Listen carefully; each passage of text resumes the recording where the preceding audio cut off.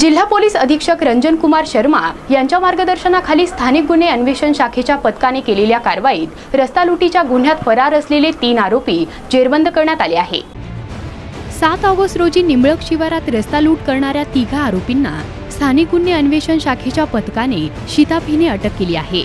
सचिन मुरलीधर भगत, महेश भानुदास थोरे, भैरू लक्ष्मण मोरे या 3घांना अटक करण्यात आली आहे। अटक करण्यात आलेले 3ही आरोपी नगर तालुक्यातील बाबुर्डी घुमट येथील रहिवासी आहेत। सदर आरोपींकडून रस्ता लुटीतील 14,18,821 रुपये किमतीच्या ॲल्युमिनियमच्या पट्ट्या तसेच गुन्ह्यात वापरण्यात आलेले 4 चाकी वाहन पोलिसांनी जप्त केले आहे। या कारवाई संदर्भात स्थानिक गुन्हे अन्वेषण शाखेचे पोलीस निरीक्षक दिलीप पवार यांनी अधिक माहिती दिली।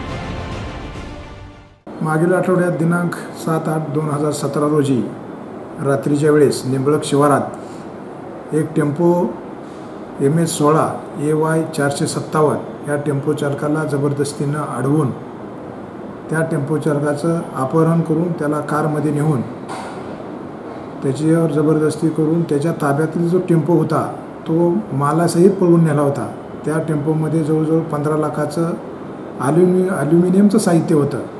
तर ते 15 लाखाचं ॲल्युमिनियम साहित्य या चोराने काढून घेतलं आणि टेम्पो रिकामा सोडून दिला।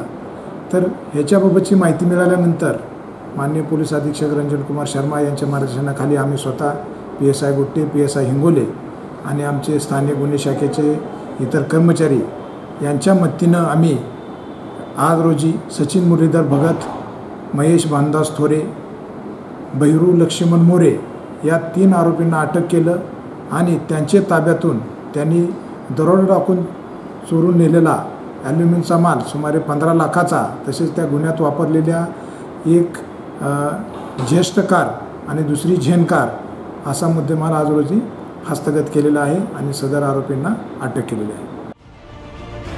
रस्ता लुटीच्या गुन्ह्यात अटक करण्यात आलेल्या 3 आरोपींसोबत त्यांचे आणखीन काही साथीदार असल्याची माहिती तपासात समोर आल्याने या गुन्ह्यातील सहभागी इतर गुन्हेगारांचा तपास पोलीस करत आहे।